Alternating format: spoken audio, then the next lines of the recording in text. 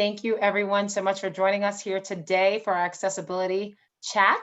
I have an awesome guest today, Nicole Reyna. She is a vice president of a chapter. We'll talk about that in a little bit. But we're really excited here today.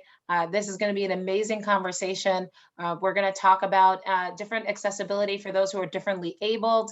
Nicole, you are deaf for the most part, not 100%, but for the most part, you are mostly deaf, 2% hearing. And so with this, we have captions on today, which is fantastic for our folks watching. You actually, we'll talk about this more about ways you communicate, but the majority of what you do is use hearing aids and lip reading to communicate. So that's awesome.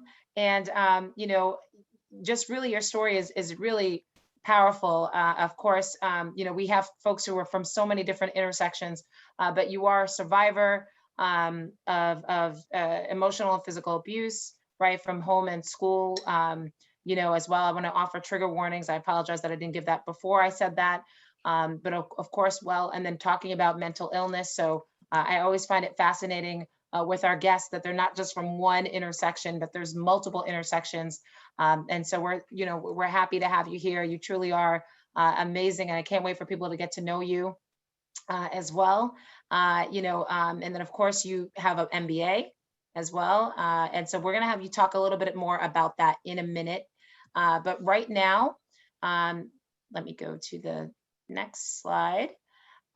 So Nicole, so it's really powerful. I love vice presidents. I have an affection for vice presidents. I did a lot of the training for years for vice presidents membership committee in Massachusetts. So I definitely have a special place in my heart for vice presidents. But Nicole, first, I definitely would like for you to share a little bit about your, BNI first. We're going to go to BNI and then we're going to kind of backtrack a little bit. So BNI, there you are. Someone tells you about BNI and take it from there. That's perfect. First of all, I just want to say how honored and so grateful I am to even be a part of this discussion. The world is changing at a very rapid pace, and I love the fact that we're getting more awareness into these types of discussions, because it's been, I feel like we've been very quiet for many, many, many years, and a lot of us are starting to come out and really share our feelings, and I really appreciate BNI taking the time to do seminars like this so we can educate and help people be more aware of what disabilities that are out there and the challenges that we face. But to answer your question, so my BNI story is a very powerful one. I have a very big heart for this organization, for the Give It Gain philosophy. My brother actually had a business in Panama City Beach, Florida, where I grew up. And he was a member of BNI for about, I think, 12 years at the time. And he's the one that suggested to me when I was opening up my company called Amaze Clean at the time in 2017. And when I first started, I was joining a chapter that was forming. And unfortunately, we didn't have a very big network. And if you're starting a chapter, you've got to have a network. And I was learning my ropes and learning the ways around it. And I discovered Valentine at 9. And the most heartwarming story that I can say very short is that at that period of time, it was a very humbling time for us, because the year before we made some decisions when I was opening up my company and moving from South Florida. 4 states picked up everything and moved to Charlotte to start my company. And unfortunately, with the timing, the finances were not really, I did make some personal decisions that kind of made things go a different way. And we ran out of money at the time. I think it was January of 2018. And the week that I got that decision, we were going to close my company. And I'm the kind of person that it's hard for me to accept failure, because I feel like that there's always solutions for things. And I put my heart and soul into the company, and I knew there had to be a solution because my brother's in BNI and it worked, right? So I told my husband, I said, you know what?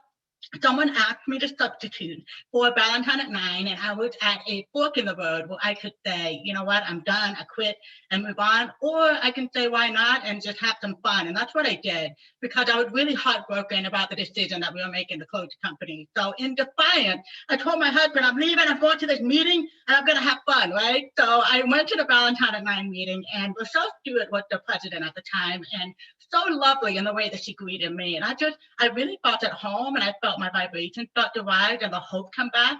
And I just told myself, you know what, I am who I am. I built a company. I don't care what the current reality is. I make my own reality. I'm going to have fun. You never know. Maybe somebody will give me a contract or something while I'm there. And sure enough, that night, we had a Facebook post that we were working on someone was looking for a commercial cleaning company, family owned, on Facebook.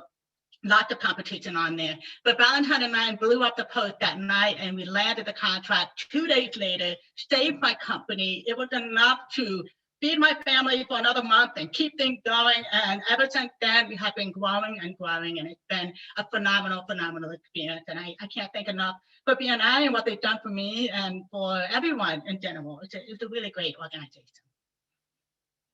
That is fantastic. I love your enthusiasm about it. By the way, I stayed in Ballantyne the last time I was in Charlotte for the national conference, and it is lovely.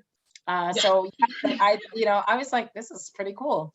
And yeah, like Nicole, like I love, and that's the stories that I love so much to hear about. People who are ready to like shut the doors or give up on their dream.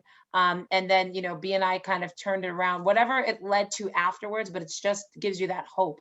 And so I love that you found a home, and now you're the vice president of the chapter, so which is fantastic.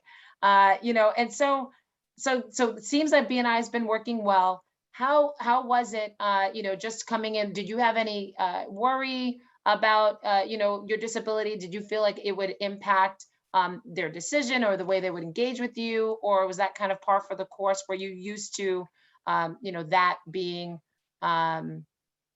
I don't know, were you used to that being, I don't know, now I can't think of the words, but it was, were you worried about, I don't know, were you worried about it in advance of attending the meeting and how they would respond and engage with you? In the beginning, or do you mean now? Like in what way? In the beginning, when you were approaching BNI. Oh, yeah, okay. Well, see, that's the thing. I'm a little bit different, and a lot of people that are in window trend, because it kind of goes back to my life story, because I don't worry about anything, or I try not to anyway, because when you worry, you're creating more of what you don't want. And I just now realize the clarity of that, but I kind of unconsciously was kind of aware of those things, because the decisions that I make are based on what makes me feel good. And the one thing that I really, really, for a long time, it was very hard for me to even tell anyone that I was 2%, I have 2% hearing, or I even have a disability in the first place. So I worked my entire life to be proficient enough where I can, in my terms, get by with the communication as smoothly as possible without asking too much. And I think that the pandemic is what really shook things up. Because to answer your question, when I first joined the chapter, the welcoming that I felt was enough for me to open up and just deal with whatever challenges I have. And I do very, very well. It's nice. Everybody's happy. I'm happy. No one frustrated trying to, go back and forth, repeating different things. I mean, I feel like that I understand enough to be able to communicate very well and move on happily, right? When the pandemic happened, however, it shook everything up, because someone that does not know sign language, I am what's called orally deaf, which means I lip read, and I rely on my hearing aid to be able to hear whatever sound I do hear, which is really all I know. So according to me, I think I hear pretty good. But so with that being said, the mask stripped me away of my only form of communication. And I even bought an ASL handbook. I even thought, okay, now's the time, I got to start doing that. But it honestly made me feel even worse, because it made me feel like I even more disabled, if that makes sense. It's a personal thing, I think, that we all kind of go through, because we want the best for us. And I felt like for me, it was a step back, and I just wanted to find a way to work. And unfortunately, I did experience some mental illness as a result, because I couldn't let go. I couldn't let go of the fact that it is what it is. I need to deal with what I can, and it's okay to ask for help. I think that was the number one thing for me to get over, was to realize, okay, now I really have to ask for help, right?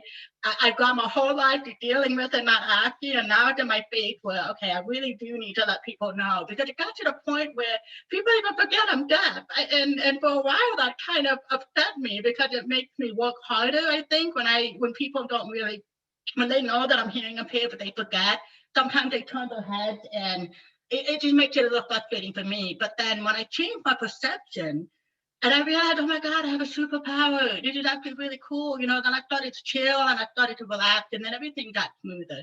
One thing I really appreciate the most was when this hit, my chapter was the first one to come to me and say, Nicole, how can we help? What can we do? Because of the captioning, everything digital now. And it took me a while to learn how to read the lips, because when they move, you got choppy one, you got clear one. It depends on the connection. It depends on a lot of things. So I feel like I was really put through the ringer and trying to learn, to deal with the emotions that come up. But to be honest, I think it was a great experience because it really helped me grow as a person and to kind of relax more. Because I feel like the challenge people do deal with a lot of frustration. So we have trigger points that I believe that can happen a little more often and more frequently, because we're kind of in a state of frustration sometimes when we try too hard. If that makes sense. And I believe a lot of us, we really do try. Like, we want to try to be the best person that we can be. And like I said, it really makes a difference when you have a chapter that's open, where you're able to talk to them about your challenges and how they're able to help. Most recently, I decided to vote completely online, only because I was told that you would get an absence if you decided to vote. If you were going to be in person in 60 days and you were supposed to be in person, something about an absence would count. And I kind of wanted the flexibility with everything that's happening here, depending on if they're able to accommodate the mask and whatnot. But regardless, eventually we will be all in person. And I'm so happy that we found a solution where, if you do happen to read lips, the clear map are the coolest thing that I think I've ever seen. And I bought them in the very, very beginning, because I was like, oh my God, how cool. I put it, and then I realized, wait, I can't buy these for everybody. I don't need to wear them. Everyone else does, right? So I kind of put that on hold. But my chapter is more than willing. I told them, hey, I can donate a box of the mask at the meeting, and they can put them on. So that way I'll be able to communicate. Corey, she's so awesome with her PowerPoint at the leadership meeting. She figured out how to put the captioning like we had earlier. So all of these people that are really wanting to help really make the difference. And I think that I want to encourage anyone that's experiencing a challenge, whether you consider disabled or not. I mean, people have eyesight challenges, they have, other things that are there that may not officially be a disability. But if we communicate a little bit more, I just feel like the world we live in now, everyone is so much more open. We just need to be the one to come out and talk more. So that's what I think. You're so infectious. I love your energy. I can talk to you, like when we've talked before, I'm like, I can just talk to this woman all day. You said a couple of things that I want to touch on, right? So I think the assumption is that you would know American Sign Language, right? Like that you would know, if you are hearing impaired or deaf, that you would automatically, right? I think that's a lot of a stereotype or an assumption that people have. And a lot of times they put people in a box, right? The same thing as me being a Black woman, I would be a certain way, right? And that's the thing to know. And so that's interesting, because I mentioned to you, I have friends who are CODA. For those that don't know who CODA is Children of Deaf Adults. I have a lot of friends in that community. I have a whole crew who all either are deaf or sign or interpreters. And it is really interesting, right? So do you ever find that people have that make that assumption, like, oh, I know sign language, and they start signing to you, you're like, I don't know what you're saying. That's the thing. People don't even think I'm deaf. I think that my challenge is like, people honestly, I've been accused of being a liar, and I have to pull these out and be like, oh, look. I mean, it's remarkable, honestly, because I never saw myself in that way. I just kind of, dealt with it. But I believe that a lot of deaf people would deal with that, because I do remember when I was growing up, the accent, for me to be able to speak with you and speak on this, and to be in BNI, I think that was the number one thing BNI did for me, with the public speaking. Because when I was 4 years old is when I was diagnosed, and I was supposed to be mute, deaf, and mentally handicapped. That was the diagnosis in 1984 or whatever. And to this day, I wonder, mentally handicapped, what did I look like? Because I'm far from being from that way. But long story short, I was taught how to speak at the age of 4. And the reason why my accent formed was because I speak the way I hear. So the consonants, the soft sounds, I believe the essays were the hardest for me. And believe it or not, the number 6, it took me I think 39 years. My 14-year-old daughter is the one that taught me how to say that number, because for my entire life, I would say it like the word sick. And I never understood, but because of that accent, people would ask me, and they would ask me if I know sign language. But I believe that since I've been in Charlotte, I have yet to encounter that in my experience, but it's a huge blessing. And now that I see it, and yeah, I just feel like the more I focus on the positive, the more easier it is. And BNI being a positive organization, I feel it's a perfect fit. It's a perfect fit for anyone that's looking for encouragement, such as this, for the support, because it really is phenomenal what you get out of it. That is fantastic. So I want to jump back here in just a moment, but first I want to take it back to little Nicole, right? Where you grew up, you and I had this conversation because my thought is usually, so your parents, you grew up in a hearing household, correct? Correct. Okay. And so, again, I know folks who are hearing and have a deaf child, and then they learn sign language, or they lip, whatever. There's different ways, right? So what you had mentioned to me was that your parents actually wanted you to be as normal as possible. They really didn't want you to feel like you were, that you yourself were a burden on others. So can you just talk a little bit about how it was like growing up with yourself and your siblings? Yes. It was very challenging, I can say that. But the challenge was what I've learned, how I perceive things. And when I was growing up, because I couldn't hear everything, there was a lot that I didn't understand. And through that misunderstanding, there were insecurities that would come up. And I think the biggest insecurity I could feel was not being able to make fun. I felt very lonely. I felt it was strange because I was the only deaf child in a mainstream school. So my stepfather, my mom remarried when I was, I think, 3 years old. And my stepfather, my regular father denied me when I was a baby because he just couldn't accept the fact that he had a disabled child, unfortunately. So my mom divorced him for other reasons and remarried my stepfather. And my stepfather was he was a tough man, but was full of love. And he wanted me to be the best person that I could be. And he said, you're not going to learn sign language. You're going to speak. You're going to be the same as everyone else in this household. You are going to do, it's very much like this. And I think in the beginning, it was hard for me because you want to be the victim.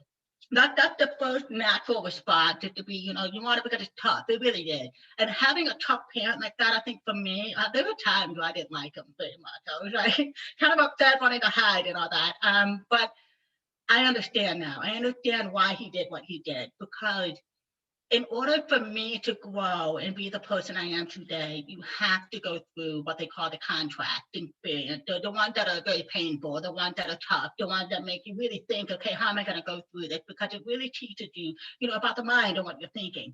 The hardest part, I think, for me was wanting to be the same like everyone else. And I think that part is what affected me for a very long time, because I was pushing aside me. I was not accepting that I was hearing impaired. I did not tell anyone about it. I hid it. I played soccer. I still can't believe that I played soccer for 11 years. And I understand why everyone was frustrated, because they're yelling at me, right? They're saying go left or right, but I don't hear them. So I just go whatever direction I'm going, right? So I can't even imagine how much I messed up the games all the time. But I didn't pay attention to those things. Usually I try to focus on things that make me feel good. But long story short, I think the challenge comes to the insecurities I felt about myself, the bullying I experienced in my own household because there was jealousy involved. And the biggest aha moment I had was when I go to bed at night, I sleep like a baby. I have always been grateful for that. I'm like, oh my God, I have something that many people don't have. Like I can just pull these out. And when I discovered meditation, oh man, I was like, that's my superpower, right? But growing up, my parents had, my dad was an alcoholic, and there was some fight. And then my sisters heard everything. Me, I'm sleeping at night.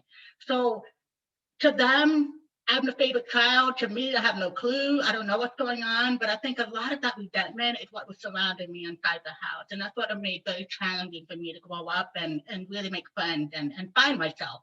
I ended up leaving when I was 18 to go to college alone because I was so desperate to get out. I even thought that I could go to Costa Rica. I remember thinking, oh my God, if I go to another country, people would like me. So it's so sad how much the children, even now, how the insecurity feelings that they're feeling, because they put so much pressure on the outside. And because I didn't accept my hearing impairment, I focused so much on what I could do. Okay, well, I'm going to do this, I'm going to do that. And for me, I required a step 1, step 2, step 3. Like that's why I did so well in school. I was, I think, 18 years in school. I have like 5 degrees because I was trying to find something. I didn't know to look outside. I was looking in the wrong places. And when I made the decision to leave and go to college, it really opened up my world because now I didn't have the influence, the negative influence that was at my household with my siblings. Now I could go and make my own friends, and I lived alone for a little while. That was challenging because when I was alone, can you imagine this for a second? So I'm in a studio. I am 20 years old or 19 maybe. I'm doing a internship at the St. Pete Times, so brand new city in Clearwater. I'm in a little studio in a house. So at night around 5 p.m., it's quiet, right? There's no one around. When I take my hearing aids off, I don't hear anything. So you would have to be very secure of yourself, right? And absolutely no fear. And I remember putting a pager underneath my pillow so it would vibrate at my alarm. And those are the things that, that being able to focus on the safety when you can't hear, and there's plenty of movies out there that can show you otherwise. I've had people come to me, have you seen this movie with a girl deaf? And I'm like, oh my God, I don't want to watch those things, because it gets challenging. But long story short, I feel like the trauma that I experienced was for a reason. I feel I embraced the trauma. There was quite a bit that I went through, both in my home life and in school, growing up, especially middle school. That was the one that was I think the worst. But at the end of the day, when you have the courage and you just believe in yourself and you believe, like I just knew that I was meant for something. So I've spent the last 40 years trying to find it, like many of us. And I think I'm finally discovering it through this, through being able to open up and share the challenges, because I feel like so many of us are going through so many challenges quietly. And we don't know that this person over here that you think is happy is going through the same thing, and that person over there, and you're not alone. And I think that I felt alone for so long, and when I finally opened up, I realized, oh my God, there's a whole world out there. Oh, that is so, Nicole, so inspiring. Again, there's so many nuggets to what you said. I want to disclose, so my mom has glaucoma, right? And she just had cataract surgery. So she's now she's visually impaired. She's 5% vision in one eye and 3% in another, has no peripheral vision. She's pretty much almost blind. This is just like something new for us to deal with. And my mom is like yourself, right? She is super resilient. I find that most women are, but she's super resilient, had a really rough childhood growing up in Jamaica, and then came to the States. And so she's built a massive business, right? So she's done all these things similar, like I don't let things get to me and I kind of go. And we were together over the holiday weekend in New York, walking in Manhattan. And I didn't even realize that she couldn't see, because she's been acting like she could see fine. And so we're walking, and then my son and I turn around and she almost gets hit, like a car is just, she doesn't even know. She doesn't even notice it, that it's like coming. And it was kind of like this, like, aha moment, like, crap, I'm disabled. Like I'm actually limited in some of these areas. And if for her, it was like, before I can always overcome something. So she's not sitting around, feel like you say, being a victim, but I find this interesting of what you're speaking to, of having to kind of compensate, but also, my mom, I also wanted her to feel like to be taking care of herself, like also like to, like this acknowledgement of that. Now there are certain things that I cannot do. How do you handle that? How do you handle the fact that, yeah, you are different? That's why I use the term differently abled, like you're just differently abled. There's other things, like you said. I mean, I would love to get a nice good night's sleep. And not to be, I'm like, wow, that is awesome. Even earplugs have not made the difference, right? But there's other things, like, how did you handle that? Like in that moment of, like, when you went off to school, and other moments when you're like, or when we had to be online for the meetings, and it was like, oh, now I can't hear, I can't read people's lips as easily, or something else, right? How do you handle those moments? And those moments, how is it for you? So, okay, so growing up in school, I was so dedicated to do the schoolwork because I loved the feeling of recognition, right? So I remember feeling like elated when the teacher said, oh my God, Nicole, great job. Just that little bit of, so for me, I made sure that I figured out what I needed to do without asking someone. So I taught myself to sit in front of the class. I taught myself to pay attention to the teacher. And I've been blessed. I never really have to study because I'm paying attention. It's all about the focus. And it wasn't until now that I became a mindset coach and I really realized where my focus was naturally because of my handicap and where a lot of disabled people focus on naturally. They have a power, it's just they don't really recognize it.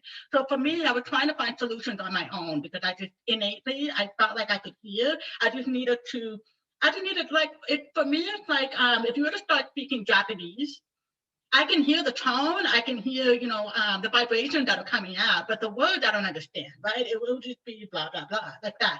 So that's why for me, reading lips is so important because I'm able to put two and two together. On the phone, it's remarkable because on the phone, I'm actually able to, with my hearing aid, it's magnified enough that I'm actually able to make out about 60% of what's being said, which is great on a personal level. But when you're dealing with business, I gotta have 100%. So the phone is something that I kind of step away from. But to answer the question, I think that once I went through the pandemic and I realized, okay, I'm gonna need some help with the captioning. What I discovered though, when I went to college, that was the first time I had an experience with an accommodation device. And unfortunately, with the live captioning at the time, they would put words that weren't even close to what the professor was saying. And I felt like I got more just watching the teacher with her lip reading than trying to figure out what's being said, on the computer. So I actually felt like it was a setback for me. So because of those experiences, that's why even when I opened up my own business, the last thing on my mind was to ask for any kind of accessibility. That was the last thing on my mind. However, when the pandemic hit and the visual component came up, captioning was my number one call out. That was the one I said, look, I really need, to have caption, whatever. And you know what? I just feel like I always figure it out to answer your question. I just feel like it would be nice if people could be a little bit more aware of the potential now that there's so many of us out there that are just out and about. And like you said with your mom, you don't even notice. I just would like for people to understand and take care whenever you're dealing with anyone, because there is a component to the frustration that we experience that nobody knows that's hidden. And it would be so nice to have the appreciation of someone that could remember, right? Oh yeah, hey Nicole, hey, how are you? I can help you with that. I'm really hoping that through all of these talks, it would really help people to put the disability part more fun in the mind rather than, in the back of the mind like it's been for years because we've been hidden. We haven't really been gone out and doing our things, right? It's a very exciting time. But yeah, I feel like it's just asking questions. It's just swallowing my pride, getting on the phone and saying, look, I think the biggest example I can give you is the city of Charlotte. So I hold a seat at the City of Charlotte government on the city council. It's called the Charlotte Business Inclusion Advisory Committee. And when the pandemic hit, the first thing I said was, okay, I would love to have captions. We're not in person. What can you do? And what they did is they went to WebEx. They got someone to do captions and boom, I have captions. So the other one is John Maxwell. I'm now John Maxwell certified. There were no captions on any of the training videos. So I really felt handicapped. But that's an area I feel could really use some improvement because there are people with learning disabilities, people with other languages that could really benefit from captioning. And so for them to be able to do that and have the captioning up is a huge thing for me. But other than that, I mean, accessibility is really, I just figure it out. I don't know how else to say it. Well, it sounds like, and I also want to be responsible. We had captions and we had to take them off because they were not going well. That's what the note I just got. So I apologize. So that's more of the same, right? Like well, yeah. And like, we promised to have this be accessible, and we're talking about an accessibility conversation to make things more accessible for everybody.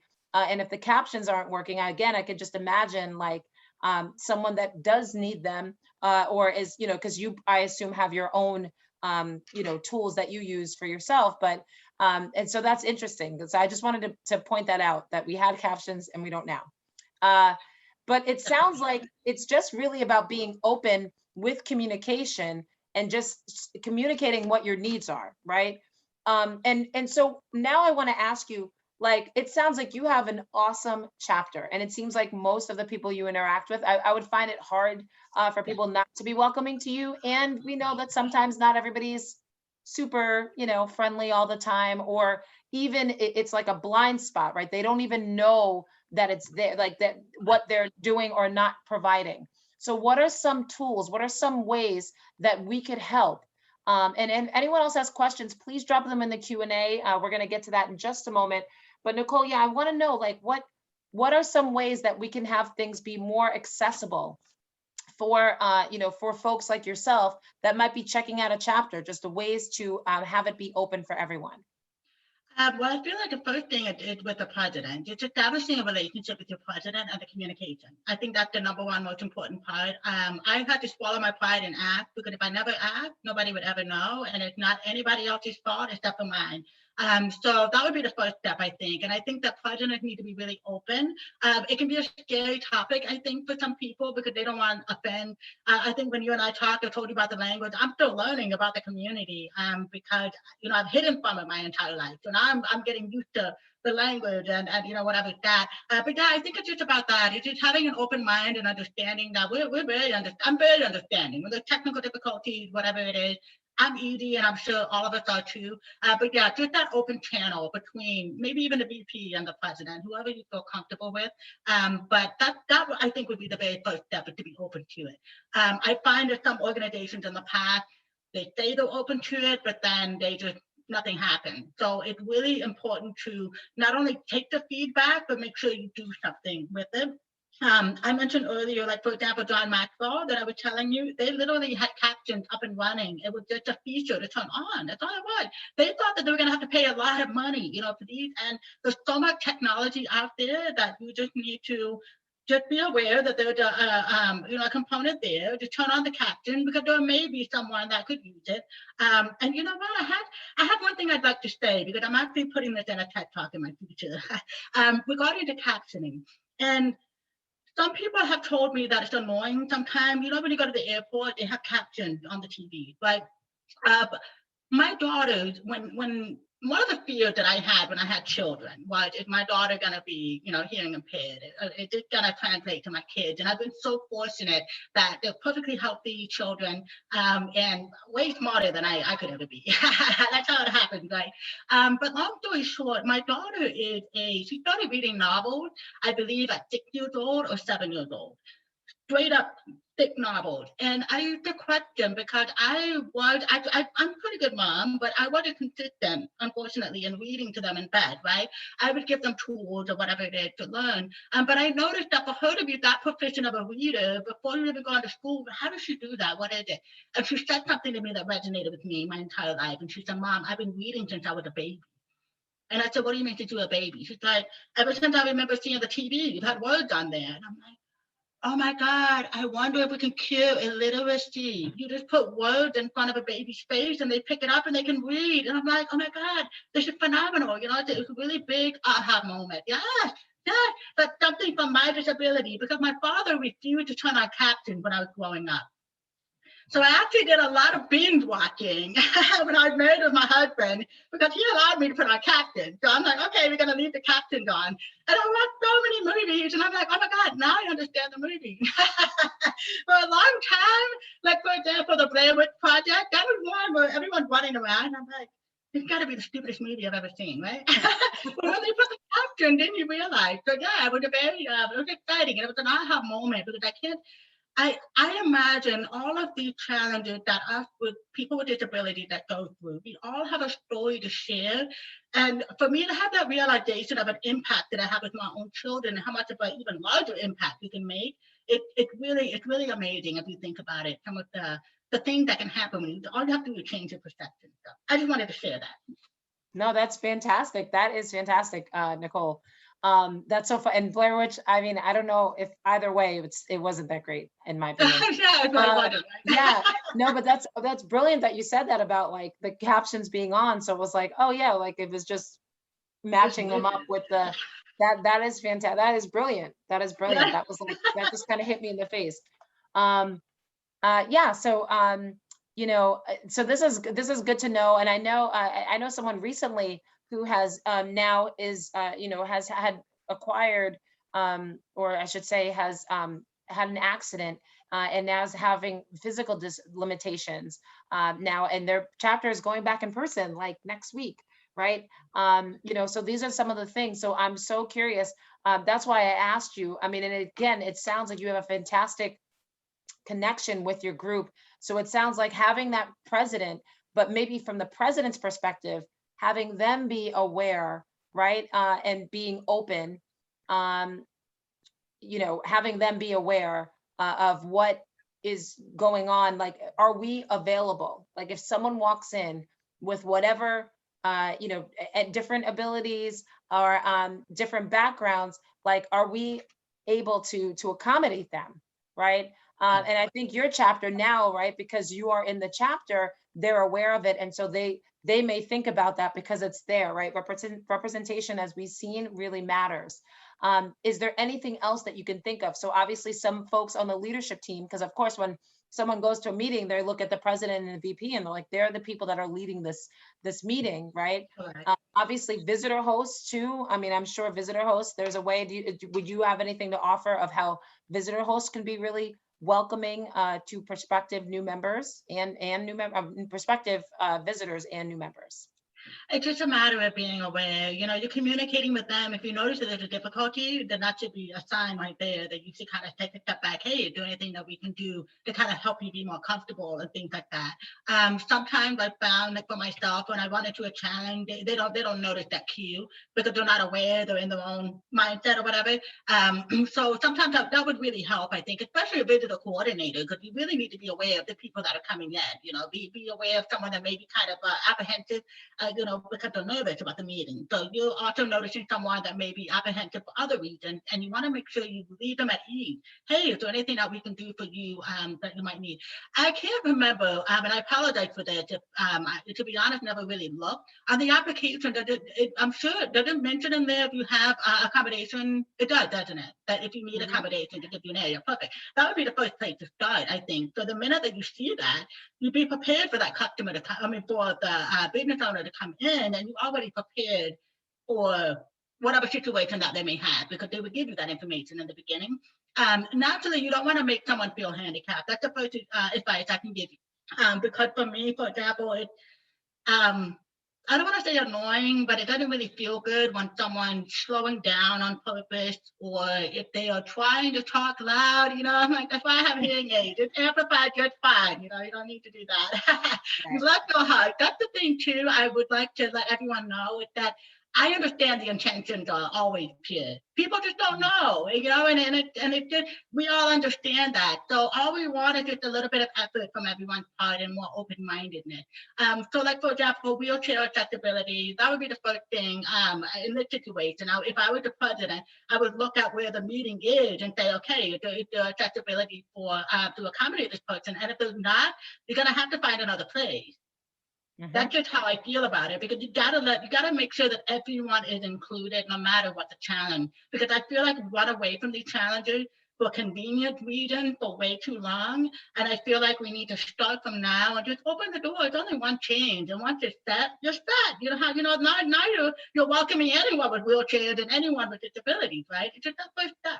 So that would be my suggestion. It's open-mindedness and paying attention to the application, should there be any accommodation request. Yeah, no, that's such a good that's such a good point, because especially as people are returning back to meetings, right? I've had chapters that I've overseen now, like their venues are closed, right? So they have to find something. So this might be the perfect opportunity.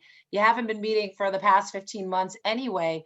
This might be a good opportunity to now connect or to find a place that's a little bit more accessible, or even has like a large screen for presentations, or I'm thinking of all of these things. We have some chapters that are doing what we're calling blended, right? They're going to be offering both options if that's the way that their chapter had agreed to do it. And so that is in person and also with an option to Zoom in, right? And a lot of people, that might be a challenge, right? If someone has to, that has challenging needs, do you have any advice for them with that? Okay, repeat the last question, sorry. So that's okay. Do you have any advice as far as do you have any advice as far as for those that have those blended meetings with both in person and online? Is there any way that that would be, because that might be, that's challenging, in general. I think Yes. some people are saying like, it's going to be hard. We won't be able to really make out what people are saying. Would you have any advice for those that are doing the blended option? Yeah, I mean, if you could go in person, that would be the first suggestion. But for in my case, I feel like that would be the easiest solve for me, would just be to go in person and I'll be able to read the list. But other than that, I feel like trial and error. There's been members of our chapter that have visited other chapters that are currently doing blended meetings to get some tips and ideas. We have an entertainer that's in our group, a DJ, that offered up his equipment because we discovered we would need a microphone and a computer. So we were able to get the solution there for professional equipment to be able to do a very good blended meeting. Because you're right, with the phone, like to walk around and do something, it can't be, tough. And I want to make it clear that we're not trying to make it, we're not trying to make it hard. Like whenever you're accommodating someone with a disability, it's not supposed to be hard. It's supposed to be very, very simple. So if it's that hard to be able to make something happen because you're limited with technology, really, you can only do so much, right? So as long as the chapter is just listening to the other individual, and my advice to that individual is to be very vocal about what is it that you need, because they don't know, no one knows. And I found that when I say specifically, okay, I need caption, or I would need this, or I need that, then people are like, yes, and they're willing to help. I feel like so many people out there are willing to help. The reason why they walk away is because sometimes the expectation could be a little too high from the other person's part. So I think it's a give and take from both sides. I think it's me having compassion for the limitations of the other person, because at least they're trying, right? I'm so grateful for that, because it could be a lot worse. You could be left alone, right? So I think that that's the first thing. It's just give and take on both sides. And the individual just really be open-minded to call the person. It's okay. You can call the president, call the VP, and kind of get suggestions. But I think in order for the digital component, it's a really good idea from other chapters that have been doing it, that are working. So if anyone wants to connect with me at Valentine at 9 to get some ideas on how the digital component, how they're doing it, please just message me and I can connect you and go from there. But I think that's the best advice, is to see what everyone is doing, because I think some great ideas are coming out of this. People are getting very creative in what they can do. So that would be my suggestion. Yeah, no, that's awesome. So yeah, you'd mentioned already clear masks. You've mentioned a microphone to amplify voices. So that's something that I didn't necessarily think about. I know some folks doing the owl, because it can be, if you're not at the meeting, like you said, you can miss something, right? You can miss sort of the banter or the jokes that they're making, or anything in general, any questions, and you kind of miss that already. And so then again, it can be an added challenge. And then of course you mentioned about captions and things like that. So awesome. So go ahead. Sorry to interrupt. It's just an idea that came. The chat box is how I got around the caption. So if you are someone that would like to have captioning, or if you need that kind of accessibility, it's great when you have someone, like for example, a digital coordinator would be the one that's monitoring the chat, and they could say comment, because if they're aware that there's someone that might be having trouble with understanding what's going on, they could even put in their joke made on XYZ. Just say what happened in the chat so we can feel included. The chat feature is really amazing in the Zoom. So I think that would kind of help fix those kind of problems whenever they're feeling a little left out. I just feel like as long as there's some kind of attention and some kind of support that's being given throughout the meeting, that's really all that's needed, because I feel like all of us are very forgiving, just as long as they're trying. So that would be my suggestion. Yeah. Oh, fantastic. Yeah. Thank you. And I think for visually impaired as well, I mean, I feel like they do a really fantastic job of with a lot of the tools on computers and things like that. I know I have a lot of friends who are blind and visually impaired too. And as I mentioned, my mom is just starting to figure some of these things out.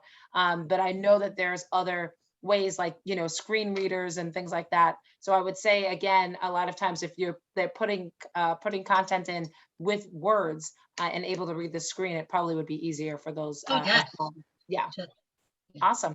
I'm trying to see now if we have a couple of questions before we wrap up. They're not in the question Q&A thing, so then I have to kind of dig. Let's see. Yes, Tina, I agree. Visitor host training in DEI is very important. I 100% agree. Let's see here. So Mike Macedonio, hello. You have asked about resources for DEI. So this talk, I was going to say this at the end, but this and all of our talks and anything that we have done with DEI is all on Business Builder, as well as I believe the YouTube channel. So that is a place for BNI USA. I think, Steve, please correct me if I'm incorrect. It is called BNI Team USA YouTube channel. Yeah, see, that was something that I didn't know. So that is, I was not aware of the team. So it's BNI Team USA YouTube channel. You can find all of the content there from this as well. So you can use this with your chapters, your director teams, any of these as you know, as a resource, an added resource. And we are going to start having trainings that will be uploaded as well coming up this fall. So we're really looking forward to that. I had another question. Oh, Nicole, Jane is curious if you have a TED Talk. If I have a TED Talk. Oh, that's in my dream. It's on my vision board. I would love to have manifesting the TED Talk. You're manifesting, I'm manifesting a TED Talk. Yes, yes. You and me both. Yes. And the captioning is what I would love to talk about. I think that's a really big what impact. So thank you. So maybe I'll have to do it now that she said that. Oh, it's coming. It's happening. It's a thing that is happening. I think we all know that. It is, you know, let us know if TED does not coming around to letting you have a talk. We will be all over it. And then Jane. Yes, and then she added, Jane added actually that she grew up with let me see, a deaf parent, it looks like, and 2 blind grandparents. So seeing someone who understands what this is like, even from the other side, is awesome. And she wanted to share her TED Talk if possible. But you can definitely find this as well, Jane, on the Business Builders we mentioned, or the YouTube, and share this talk as well. So thank you so much for chiming in. We really appreciate that. Is any other final questions? So if not, we're going to wrap up now. Nicole, thank you so much for being our guest. You are absolutely fantastic. I cannot wait to spread this video far and wide for our guests, or for our members in our community, so that they can help others as well. As usual, we have this every second Wednesday of the month. Next month, we are going to talk about how to work with your leadership teams to be more diverse. So Nicole kind of touched on it, but we're going to talk about each leadership role and what some chapters are doing. So we're going to have some folks on here talking about what their chapters are already doing to integrate and have diversity be more at the forefront. So thank you all again so much. Next slide. But thank you all so much. Thank you, Nicole. You are fabulous. And I cannot wait to see your TED Talk. So let us know when that happens. I better get to work. Yes, absolutely. And would you mind going to the next slide? And so my contact information as usual, if you have anything at all regarding DEI, let us know. You could always reach out to me. But like as I mentioned, the benefits of a diverse leadership team is August 11th at 3 p.m. And you can find that on your calendars by the end of the day if they're not already on there. So thank you all so much, and we'll see you next month. Thank you, everyone. Thanks, Nicole. Bye-bye.